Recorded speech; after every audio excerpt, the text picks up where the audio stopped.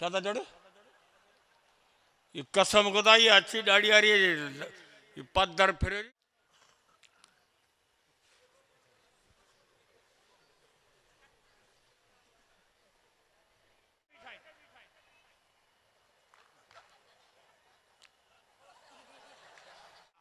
या बंद थी पत्थर सा दोस्त अल्लाह इन नेकी के आम किए करियूं इन मुसलमानन के किए लाइन ते चाड़ियूं उन जा मुख्तलिफ तरीक़ा आहिनि वाइज़ करियूं जलसा करियूं पिया भला तबलीगी जमात में बिस्तरो खणी हलूं घर घर धक्का खाऊं माण्हुनि खे ॾाढ़ी खां हथ ॾेई मिनतूं करे मस्जिद में वठी अचूं उहो कम बि हले पियो जलसा बि हलनि पिया मदरसा बि हलनि पिया सभु कुझु हले पियो भला पोइ बि को इनकलाब आहे का ॾिसो था मुल्क में भलाई हर बुराई आमा बेपर्दगी उरूज ते आ पोलियो जे फुड़न वारियूं मायूं थर्मास कुले ते रखियो घर घर पुॼो वञनि पोलियो जा फुड़ा पियारियो इन गवर्नमेंट के बुझो मोह ॾियणी थो तव्हां वटि माण्हू कोन्हे जो न्याणियुनि खे घर वेठे पैसा ॾेई वञो डिवाइस खणी घर वारे इज्जत सां मायुनि खे पैसा ॾियो न अचो सईदाबाद अचो एटीएम ते लाइन करे पियो ॿ ॾींहं मायुनि खे गुज़रियो वञनि लाइन में बीठियूं आहिनि 50 मायूं एटीएम ते बीठियूं आहिनि त 150 शोधा रोड ते बीठा आहिनि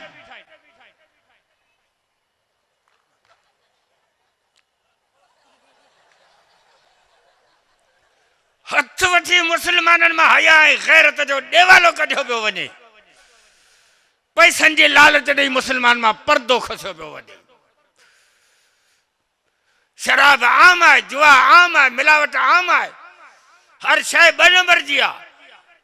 खीर 2 नंबर मक्खन 2 number oil 2 number grease 2 number petrol 2 number diesel 2 number दवाऊं 2 नंबर सब्जी 2 नंबर गोश्त 2 नंबर हर शय 2 नंबर इलेक्शन भी 2 नंबर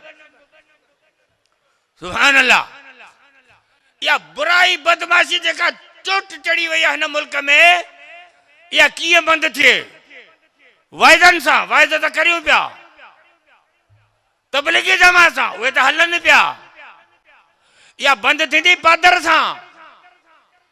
अल्लाह जी 4 किताब नाज़िल कया 5 पादर नाज़िल कई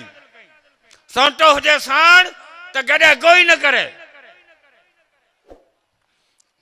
असांखे ॾियो भला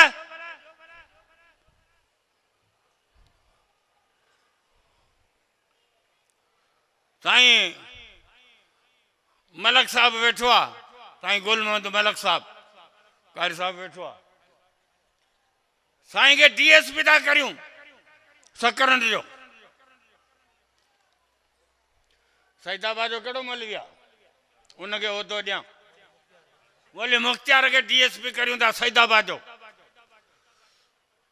असी ॾाढी नारा मुला सब पुलिस में था भर्ती थियूं हिन वक्त जेके पुलिस वारा आहिनि तन सभिनि जा जहाज भरे समुंड में ॿोड़ियूं था त घणेई किन कयो अथव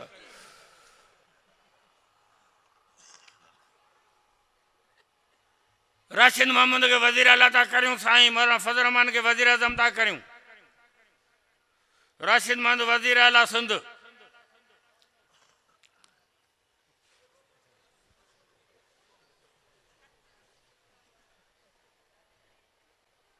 असी मोला पुलिस में भर्ती थिया तूं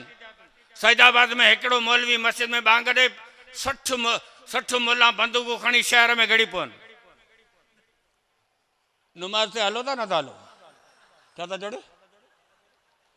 ये कसम खुदा ये अच्छी दाढ़ी आ रही है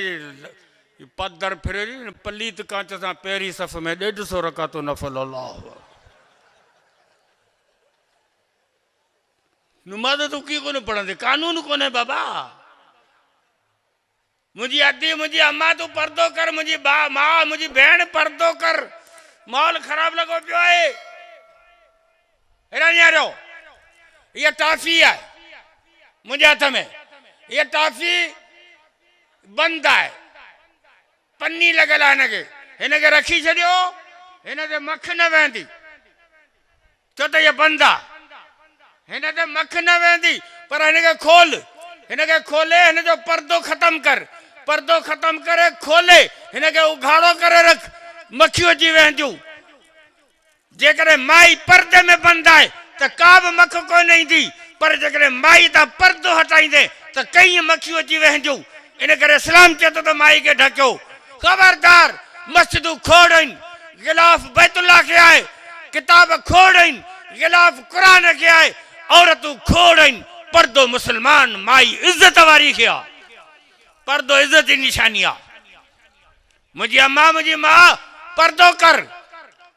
जदीद दौर आहे ये मुल्ला दकियानूसी पुराने दौर जूं ॻाल्हियूं पिया कनि वञ अस्पताल में त मायूं ई मायूं कॉलेज मायूं ई मायूं कॉलेज भरिया पिया आहिनि यूनिवर्सिटियूं भरियूं पियूं आहिनि अस्पतालूं भरियूं पियूं आहिनि बाज़ारूं भरियूं पियूं आहिनि बाइक ते माई वेठी आहे दुकान जे काउंटर ते माई वेठी आहे ॿियो त ठहियो पर टूल प्लाज़ा ते बि मायूं विहारूं आहे गाड़ी जो टैक्स 30 रुपया जवान 100 जो नोट छॾे पिया वञनि रखी छॾ पोइ वरी मिलंदासीं